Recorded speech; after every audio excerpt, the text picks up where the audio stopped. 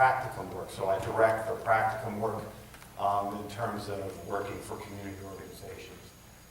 Ways in which to help the community, which we could think of as being pathological at times, could we not? I mean, think of the neighborhood as being pathological, a community as being pathological, a community that is not welcoming, that is not affirming, that does not, to use Ricorde's term, attest to people's sufferings in the way that you can.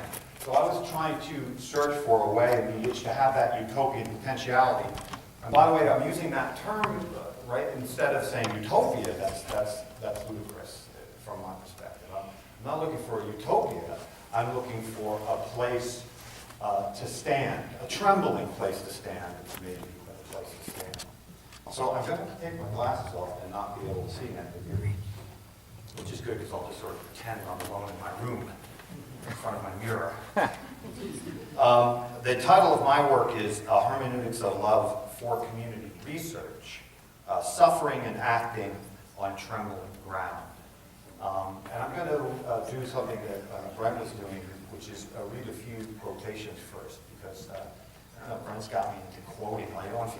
If you're on Facebook with Robbins, it's quoting. I don't really have to write a paper, I just take his quotes. Put them together and go, thanks. But these might be a few that he didn't put on Facebook. These might be a few he doesn't even know about. No, probably not. So the first one's by Audre Lorde, and let me read that for you. It was a while before we came to realize that our place was the very house of difference, rather than the security of any one particular difference. This one's from Roberto Esposito. Nothing seems more appropriate than thinking community. Nothing more necessary, demanded, and heralded by a situation that joins in a unique epochal knot, the failure of all communisms with the misery of all new individualisms. And finally, I'll just read a quick one here by Robert Gibbs. We are responsible for each other in a mutual way when justice requires us to become present, one to another. But even in the present, where equality and fairness have their place, the instability of ethical responsibility arises. The instability of ethical responsibility arises. I teach a social psychology course. The last month of the social psychology course, we do nothing but sit around in a circle listening to Pink Floyd, The Wall. We listen to the album. Everybody gets a copy of the lyric. I am a little bit afraid of copyright people bursting in the room every once in a while. And we study it intensely. Partly why I'm going to begin in paper with that is because of my familiarity with doing that type of stuff. So let me just begin with a little Pink Floyd, The Wall. In the Pink Floyd album, The Wall, the song Hey You is an attempt at a socio-cultural therapeutic in that it is an attempt at generating and welcoming empathy. But the nauseating meta-discourse in this song and throughout the album tells us it's not easy to bang your heart against some mad mother's wall. We are told that Pink's hopeful attempt was just a fantasy or a utopian potentiality. In essence, Pink's response to this profound loss of hope is to become comfortably numb, right? To be comfortably numb. And yet even within this song, which marks the turning point in the album toward utter despair, there is, I love this line, a fleeting glimpse, a moment of uncovering, or Augenblick, to use Heidegger's term. This fleeting glimpse, I interpret as a promising moment that is, as pathetic as it is, a trembling ground of humility and love that may be appropriate for community action researchers. The community suffers. By suffering, I signify pathos, right? We know that term, as the experience of lived suffering. And in contrast, apathos, right? Apathy, which is a deadened response to suffering. And as such, the antithesis to empathy, inward self-suffering as others suffer. Today, in part, I want to explore the degree to which empathy remains wedded to Edem, making the other the same. I would like to show the dangers in remaining a wall in self of totality, that is, when empathizing remains a self-made ego, and as such, attempts at empathy become pathos like pathos, or I will suffer for you only if you are the same as me, or that empathy makes you the same as me. If this be the case, to some extent, empathy fails when the wholly unreconciled and singular other comes along. I'm using a little Derrida there with those terms. Just a little Derrida. That's all I ever can use. I get like a paragraph, and I run with it. Beyond empathy, then, is to suffer for the wholly other, to suffer for that which, for each of us, is inexpressible and irreplaceable, explicitly the otherness of others. Such suffering I call allopathic, the word allo meaning other, and pathic, pathos. Because such suffering, which I call allopathic, decenters us and disrupts us.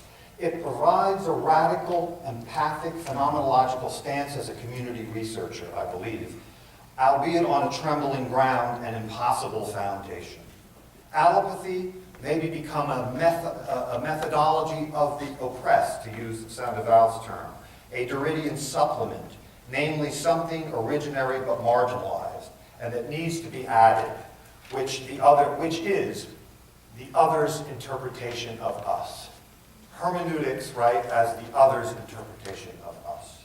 Allopathy, as a radicalized empathy for the community, signifies a cure that is opposite of one is afflicted. We see that if the community is apathetic, the cure, so to speak, is not happiness, or worse yet, a pursuit of happiness, but the opposite, to suffer. Empathy, which stays within a natural attitude, would assume a taken-for-granted, same-to-same model of pathos, and therefore remain, as Levinas would say, hypostatic. Levinas indicates that hypostasis is that way in which we cope with our ontological insecurity of being born into a world of there is, or thrown, as Heidegger would say, into being itself. According to Levinas, the ego self-creates and self-instantiates itself into a solid, really real, bounded and encapsulated as a thing, thus totalized in relation to and in similarity with things. The ego establishes itself by recurrently identifying itself with itself, and thereby it makes itself the origin, the be-all and end-all, and self-evident. And it does not allow itself to be permeated by others. Other suffering, or allopathy, comes from the limital communitas. This comes from Victor Turner and Roberto Esposito. The threshold, which is the between self and alterity, self and finitude. What the other, alterity, and death, finitude, share is no thing. They share the transcendent border. And communitas is that fleeting glimpse, I'm suggesting, of the infinite from the place of being finite. It is the glimpse of the other's infinite value. The healthy transformation of allopathy offers pathos for the apathetic. The community researcher works and loves. She or he suffers in the presence of others and for others. The hermeneutic of love that Dr. Robbins was speaking about lets us know that we can know others, just not completely. That we can be with others, allow others to commune with us, but not in an ideal community, as Iris Marion Young says, necessarily, or in a utopia, as I mentioned before. We can live together, Derrida tells us, with irreconcilable differences. I love that. We can live together with irreconcilable differences. I agree. And we can attest to those differences, not simply intolerate those differences. I put the F word in there. Did you hear it? Sorry. I'm from Jersey. That's all I do is curse. F word, F word. The fleeting glimpse of possibility can be a resolution, a praxis. Pink's Hey You was a call for vulnerability, responsibility, and hospitality. It was a gift to others in the Levinasian sense, and following Paul Ricoeur, it was an attestation. And following Derrida, it was a moment of deconstruction.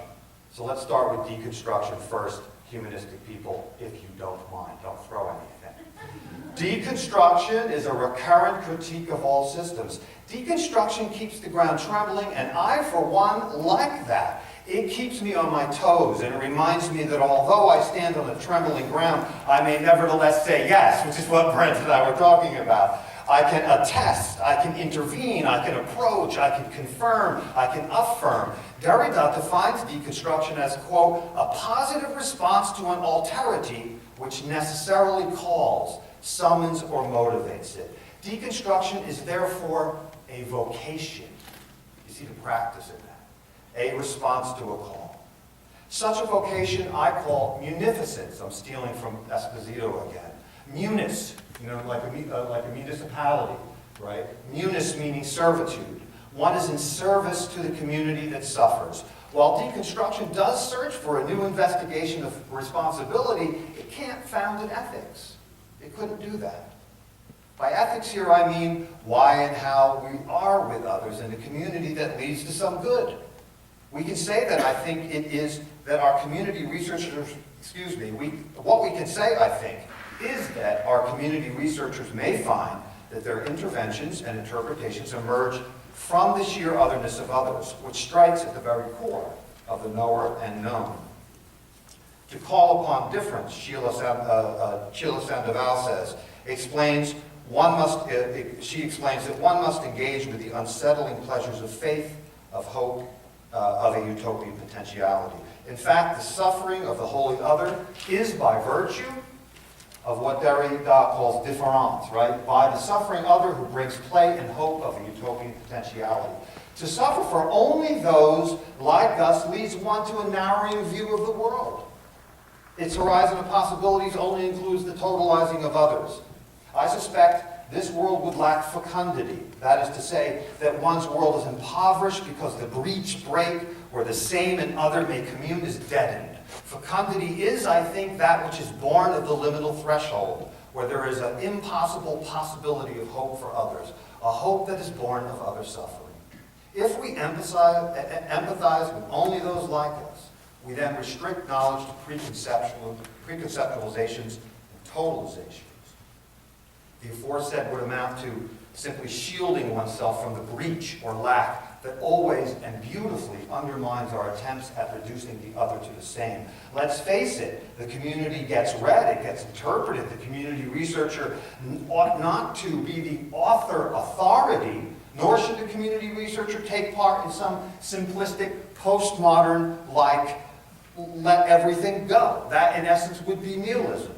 Ethnographers write. They write the community, and it is the ethics of writing that I am in part concerned with here. Quote, writing is ethical because it is the site of intertextual alliance between author and reader, because it grounds the disclosure of alterity. That's Richard Kearney. So herein lies the rub, that we are on a trembling ground, whereupon we must attest to the suffering of others.